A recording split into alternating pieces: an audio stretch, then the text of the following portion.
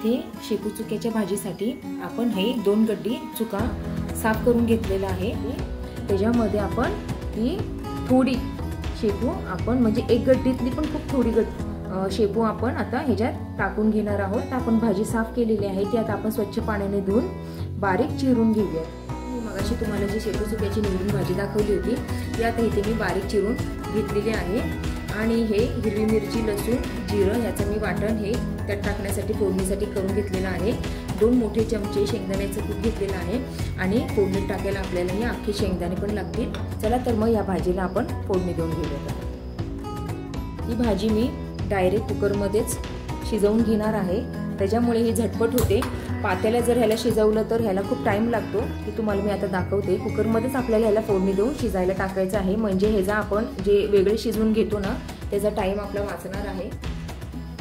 इथे मी मोठे 2 चमचे तेल घेतलेलं आहे, त्यामध्ये आता फोडणीसाठी 1 छोटा चमचा जिरे, छोटा चमचा मोहरी आणि थोडी हळद टाकून घेते।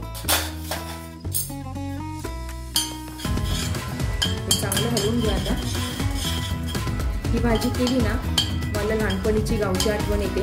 आमच्या गावी शेतामध्ये ही भाजी खूप पिकवली जायची, त्याच्यामुळे गावी गेले ना मग ही भाजी सारखी खाण्यात येत होती। ही भाजी खाताना मला त्याच दिवसाची आठवण येते, पण आत्तापर्यंत मला ती चव जमत नव्हती। मी करत होती पण ती जमत नव्हती, पण आता जेवढे मी साध्या पद्धतीने करते ना तशी ती चव मला आता या भाजीला माझ्या यायला लागलेली आहे। म्हणून म्हटलं ही भाजीची रेसिपी तुमच्यापर्यंत पोहोचवावी। इथे आता मी हा ठेचा केला होता तो टाकून घेते आणि हलवते।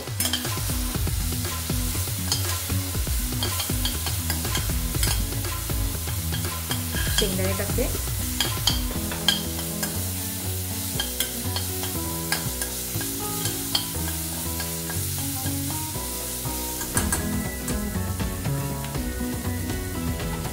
गॅस आता मी बारीक करून घेते। आता ही भाजी आपल्याला ह्यात टाकून घ्यायची आहे सर्व।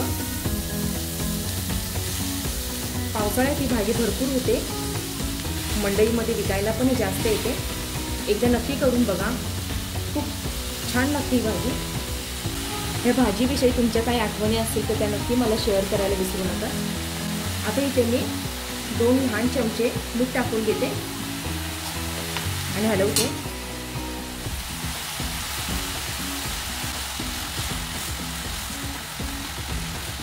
या भाजीमध्ये तुम्ही चण्याची डाळ टाकू शकता, मुगाची डाळ टाकू शकता, पण मला नाही आवडत।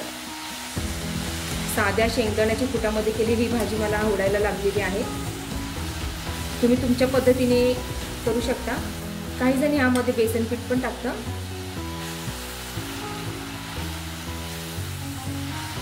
झटपट होणारी आहे पण चव उत्कृष्ट लागते।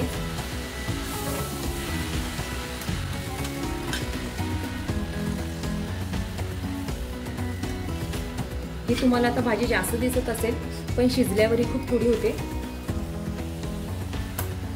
परतून झालेली आहे। आता यामध्ये आपण 2 मोठे चमचे जे दाण्याचं कूट घेतलं होतं ते टाकून घेऊया आणि हलवूया। तुम्हाला ही भाजी कशी खायला आवडेल हे मला नक्की कमेंट करा।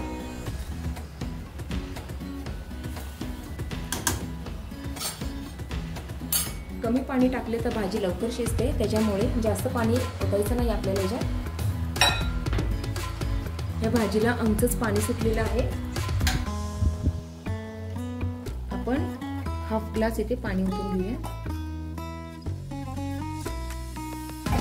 एकदा हलवून घेऊ आणि कुकरचं इथे झाकण लावून आपण 2-3 शिट्ट्या करून घेऊया। ही भाजी लवकर शिजते, त्याला काही जास्त शिट्टी द्यायची गरज नसते। 2-3 शिट्ट्या होऊन घेऊ आपण याला। आता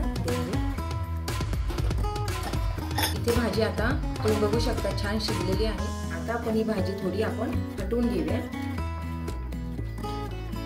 म्हणजे त्याचा एकजीव होईल।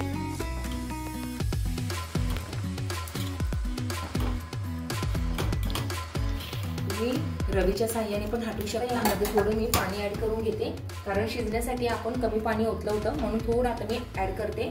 तुम्हाला या भाजीची क्वांटिटी किती लागते त्यानुसार तुम्ही पाणी ऍड करा। आपण बंद करून घेऊया। भाजी छान उकळलेली आहे, तुम्ही बघू शकता झटपट।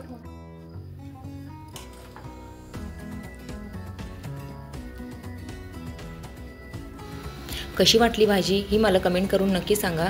लाईक शेअर सबस्क्राईब करायला विसरू नका आणि हा व्हिडिओ पूर्ण बघितल्याबद्दल धन्यवाद।